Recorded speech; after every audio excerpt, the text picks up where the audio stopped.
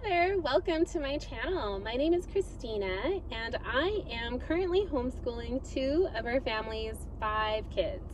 Our daughter in 4th grade and our son in 7th grade. And in this video, I wanted to talk about what we have been using for our son's language arts, or part of what we have been using for his language arts curriculum. Now, a little background on my son is that he went to public school, kindergarten through 5th grade, and he tested into the gifted program in kindergarten and used the gifted services all the way through 5th grade until we decided to homeschool in 6th grade. And the program I am talking about is Moving Beyond the Page, their 7th grade language arts program. And what drew me to this program was that it was marketed, or is marketed, towards gifted learners. And when I heard that, I was super excited and was like, this is exactly what we need, and, you know, feeling all the feels about it. But now I have some thoughts on that, and I thought I would come on here to share our feels. So how this program is set up is that if you bought the entire year's program, you would buy 10 of these book studies and complete them. So they are designed to be done in 3 weeks. So you do 5 days a week for 3 weeks. It will get you through one of these. 10 of them gets you through the school year. Now, we only do language arts 4 days a week, so we're more on like the 4-week schedule. So let me share the ones that I've bought, because I only bought 6 because our state requires us to also include a writing curriculum. So I left space in our year to do writing. But the ones I bought from here are A Girl Named Disaster, The Hobbit, The Prince and the Bard, A Single Shard, An Independent Study, and The Pearl from John Steinbeck. Now, one thing I wanted to mention was I noticed in homeschool land that there is a big divide between secular homeschoolers and non-secular homeschoolers. And this program is marketed as being secular, but I wanted to point out, in case anybody, you know, would buy this and be offended with biblical references. Our family was not, but I just want to make this point, is that there are biblical references in here. There are scripture. There's Matthew, Luke. I mean, they're short, but they're there. So if that bothers you, you know, skip the Pearl. Okay, so this is where we started, and he has completed 4 of these. He has completed the Pearl and the Single Shard. He has done these with his grandma, and he has completed, gosh, I have all of these books. Another thing I don't like about this is it feels cluttery, okay, because you have all of these individual things and they're all over, and then you need to buy the books, and you got the things, and you gotta carry, you know, like, this is a lot of pieces, and I don't like that. So anyway, note to self, that's another thing. Like, if you want your stuff together and neat, this is not it. But that's not what I was trying to say. So back to the Pearl. Okay, so these are the 2 he's completed with his grandma, and this is where he started. So The Pearl by John Steinbeck is a pretty heavy story, if anybody's ever read it. See, there's old Johnny on the back there with his cigarette. And this, I feel, okay, so my son is 12. He started the year at 12. It's currently February 15th, and he's still 12. My point being that he was 12 the majority of 7th grade. He will be 13 before the year ends, but 12-year-olds, I feel, can be tricky beasts, okay? If you have a 12-year-old and they still enjoy coloring and cutting and gluing and drawing pictures and coloring animals, then this is straight up your alley, okay? But like in our case, our 12-year-old is a little past that. He, there is a lot of that included in here, and I get that that is included to kind of bring in the fun. But my son is kind of like, he doesn't need to color a picture in his language arts program for it to be fun. Like, he doesn't need that at this point. But there is that in here. I don't want to say a lot, but I want to say there is enough that he finds it annoying. Okay? And he wants to skip all of that. And when he was doing this with my mom, like, my mom comes over to do language arts with him, and she's getting really annoyed that they're spending their time coloring pictures of the ocean.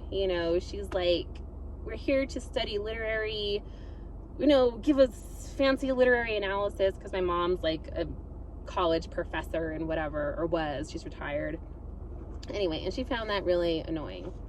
So let me make my points with the ones I have done with my son. With him, I have done these two, A Girl Named Disaster and The Hobbit. And let's start with A Girl Named Disaster. Now, each of these lessons starts off with these questions, okay? It kind of tells you what you need to know, and these different questions you're going to be answering. And I think this is where the gifted component of the program comes in. But I found these really annoying, and let me tell you why. This is a month's worth of work, okay? No, just follow me. Listen. Here's the ideas to think about, and we used these as discussion questions. Ideas to think about. Here we go.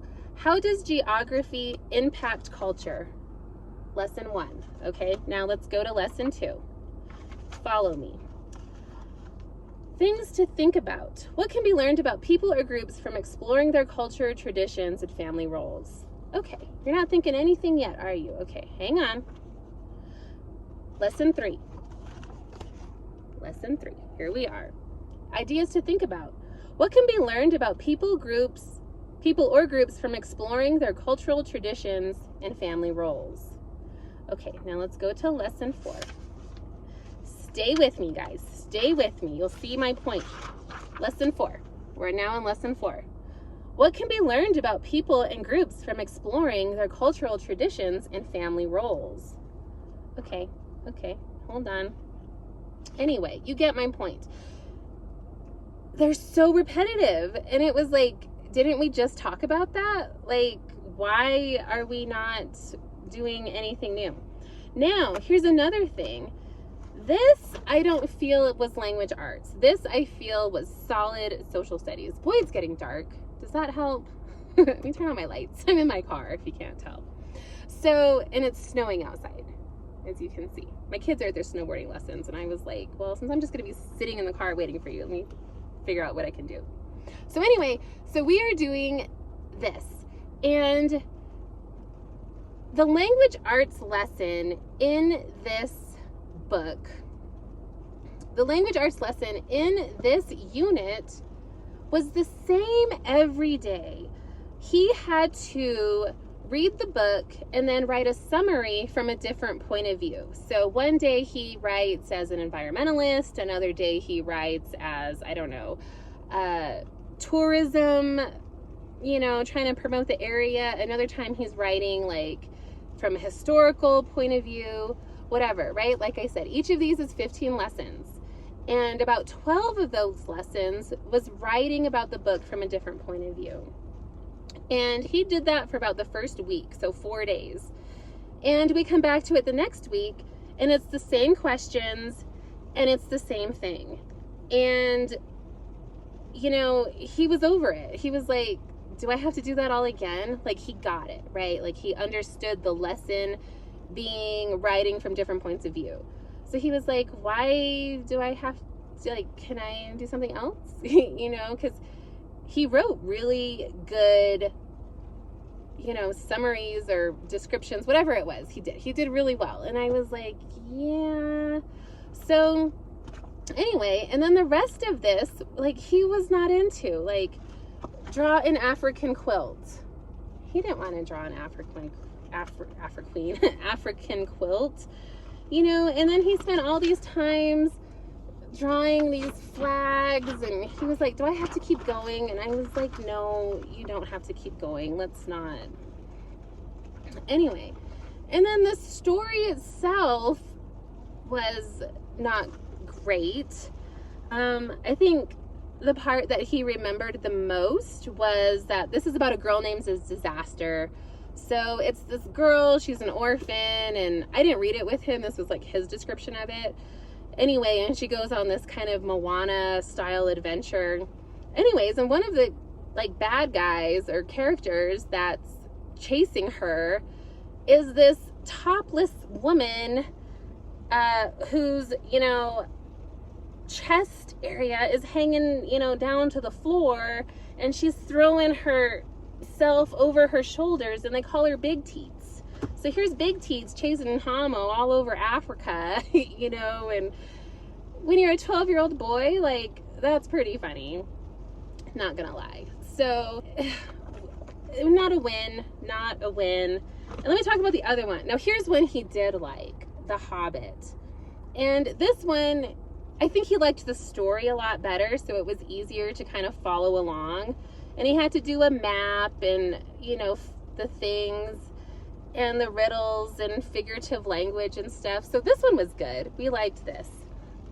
Now, the two we have not done yet are The Prince and the Bard, which consists of him reading A Midsummer Night's Dream and The Little Prince.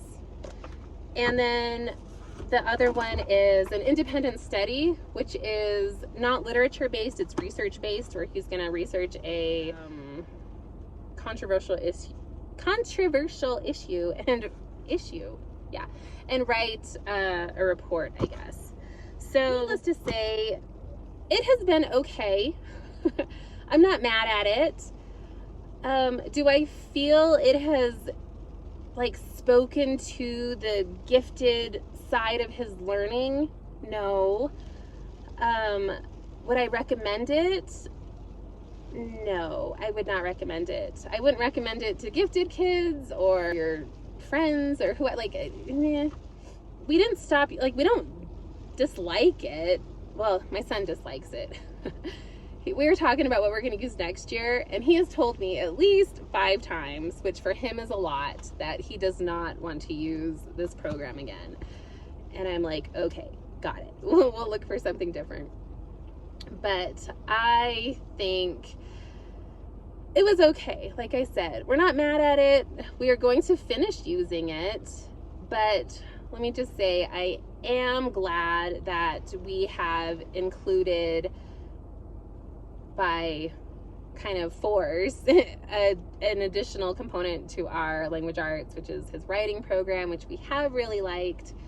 But for his literature component, I think moving forward we'll pass on.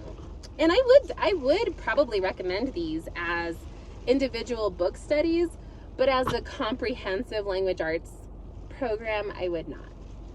So there we have it. I don't know. I hope that went well and potentially helped somebody, maybe answered a question.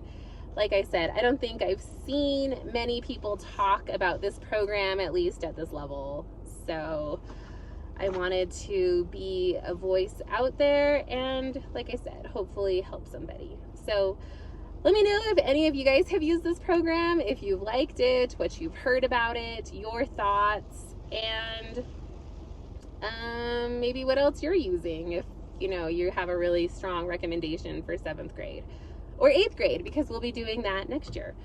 So, okay, well, this wraps this up. So thank you so much for watching and taking the time to check me out, and hit the like button. My son told me to throw that in there. So, okay, thank you guys so much.